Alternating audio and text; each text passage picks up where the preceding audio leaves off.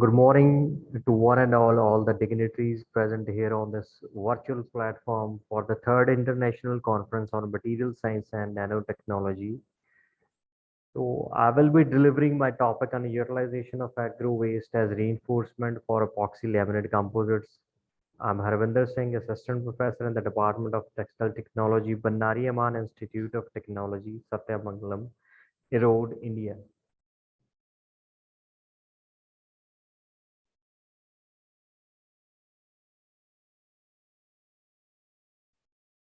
So I will be delivering some of the things related to the cornerstone film reinforced components, starting from introduction, issues and challenges to the engineers, my objectives, material method results and discussion. As far as the recyclability and environmental safety issues are concerned, so it is becoming important for the introduction of new materials and products. There is a change in trend from high performance advanced composites to the development of cost performance engineering composites. There is a ecological concern which resulted in a renewed interest in natural materials. As far as the basic classification of composites is concerned, so there are metal matrix composites, polymer matrix composites, and ceramic matrix composites. So I will be narrowing down my talk on polymer matrix composites, which are further categorized based upon particle reinforced, fiber reinforced, and structural. So in particle reinforced, there may be large particle dispersion strengthened, whereas in fiber reinforced, it may be continuous, discontinuous. So the third category is the structural. So I will be talking on laminate composites. As far as the evolution of composites is concerned, so it started way back in the ancient ages when there were straw mud composites. Then gradually we shifted with the technology to the polymer composites, and natural fiber reinforced composites again renewed their interest in terms of manufacturing the things, and now today we are able to produce giant complex structures from the lightweight composites. So how, starting from the straw mud, so now we are able to produce such kind of architectural things which are lighter in weight and durable.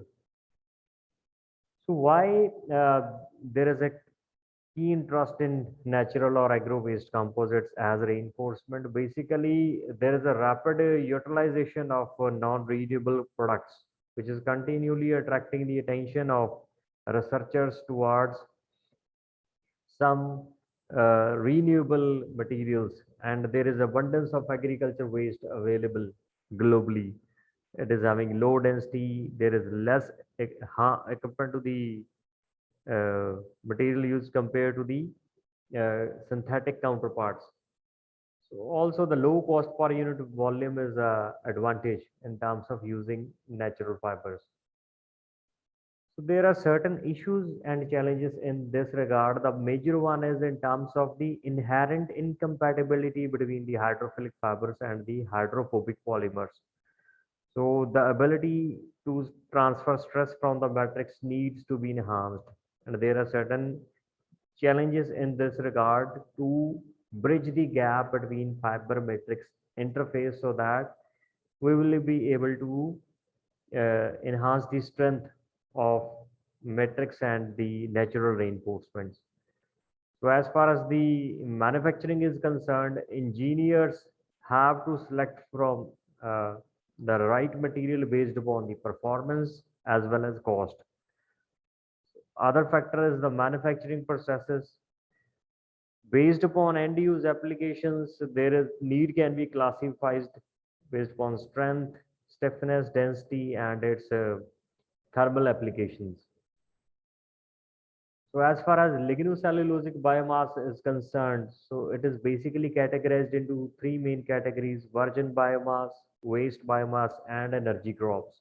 So I will be emphasizing on waste biomass related to the agriculture, so which includes corn, stover, sugar, baggage, forestry mills, discard, etc.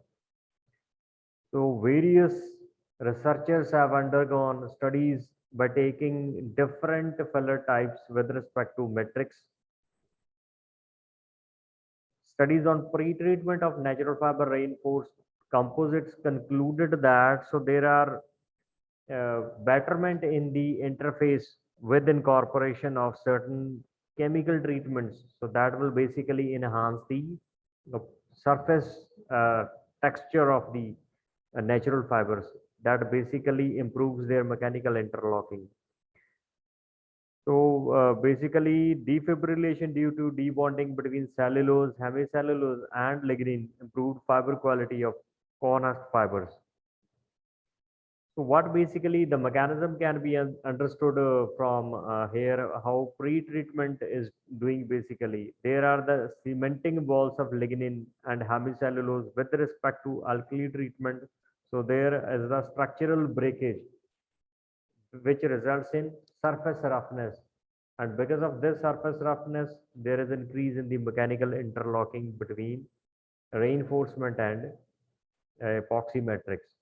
So the objectives of this task is to optimize the alkali treatment conditions of corn husk film with respect to concentration, processing time, and temperature.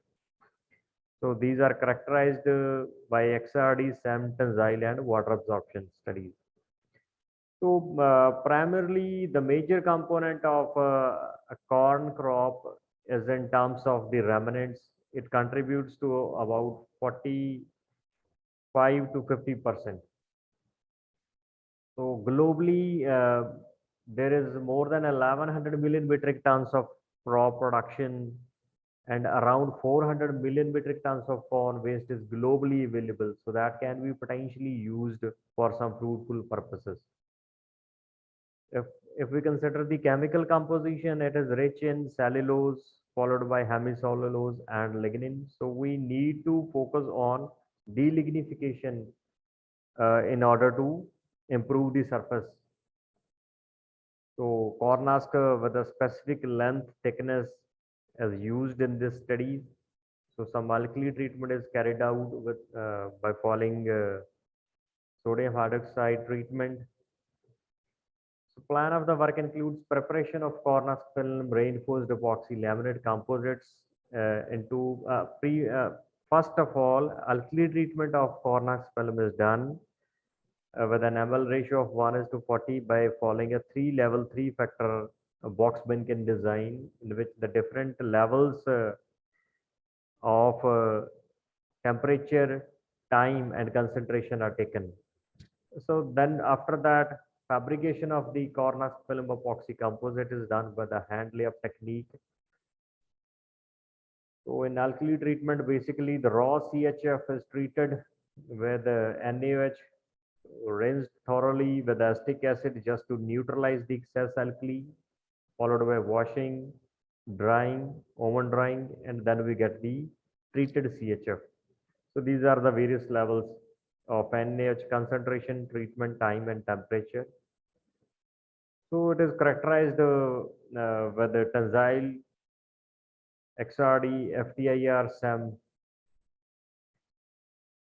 Effect of alkali treatment on breaking strength of CHF is evaluated, and it has been found that the minimum strength is observed in case when there is maximum temperature alkali treatment and time.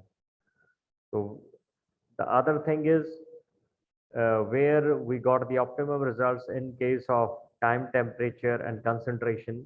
So which yielded the maximum tensile strength, that is around 35 kilopascal.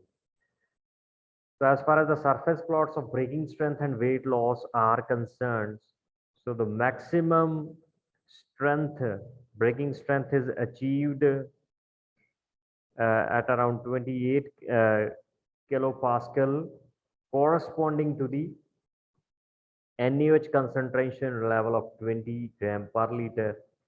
So whereas with increase in the time, so there is reduction in the breaking strength. Similarly, if we compare the weight loss percentage, if we are going further increasing the NaOH concentration temperature, so it is enormously increasing the weight loss.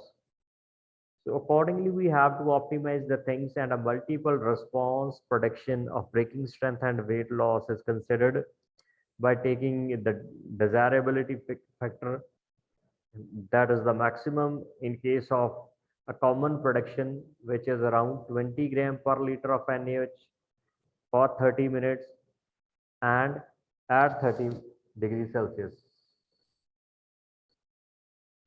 These are the optimized conditions. So wide angle X-ray diffraction peaks of CHF. If we compare the alkali treated CHF, that is A, with that of untreated one, so there is increase in the peak sharpness as well as the intensity, which is basically representing the increased crystallinity.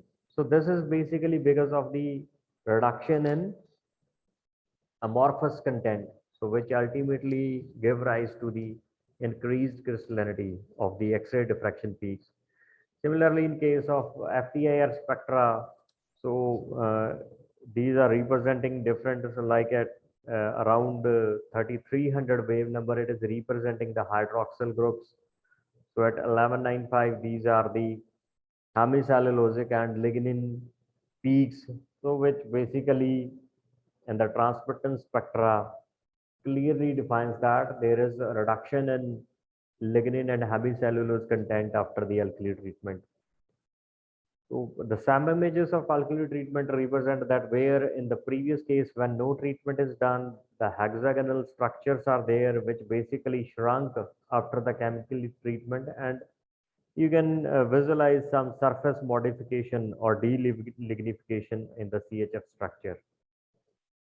So next is the SAM images of the fractured samples of alkali treated CHF epoxy composites. If we compare the untreated one, so there is a delamination of CHF along the interface line. So whereas in case of alkali treated CHF, so the breakage happens only through the ridges that are contributing along the direction of the force applied. As far as the tensile strength of the knead epoxy and composites are at different levels of these are A node is representing basically the knead epoxy, which is elongated up to a higher extent, showing a kind of a ductile behavior with incorporation of CHF. So there is a just brittleness in the structure, though overall the area under the curve, if you represent in terms compare with that of knead epoxy, so it is somewhat higher. So the maximum tensile strength is achieved in case of A to 1, that is at a 6 weight percentage of CHF loading and a 45-degree angle. It is because of the angle of ridges, which is basically helping to bear the load in a better way compared to that when it is incorporated at a 90-degree or 0-degree. So if you compare the moisture absorption of the different composites at different weight percentage and angle of orientation, so initially in knead epoxy, minimum moisture absorption is there, that is in terms of percentage around 0.276. So whereas the maximum is achieved at 9 weight percentage of CHF loading at 45 degrees Celsius, that is more than 1%. So overall, if we conclude that cornice film epoxy laminate composites are successfully fabricated for the first time by taking into consideration the CHF loading and their angle of orientation of the ridges. So pre-treatment of the CHF is optimized at a condition which based upon tensile strength as well as weight loss percentage of CHF. Surface modification of the CHF enhanced the mechanical interlocking between CHF and epoxy as revealed from the SAM images. As far as the XRD and FTIR spectra is concerned, they basically govern the partial removal of lignin and hemicellulose because of reduction in the amorphous content. So the fractured SAM images of different composites shows good interface between treated CHF and respective reasons. The maximum moisture absorption is for 9 weight percentage CHF loaded composite. That is around 1%, which is acceptable as per standard moisture absorption for wood plastic composites when kept at 24 hours. So this is the publication out of this work. One is published in the Cellulose Potential of Alkali Treated Cornice Film as Reinforcement for Epoxy Laminate Composite. Another is a book chapter on Z-Maze Husk Reinforced Epoxy Composites. So these are the references cited in the work. Thank you. If any questions, I'm happy to answer. Thank you.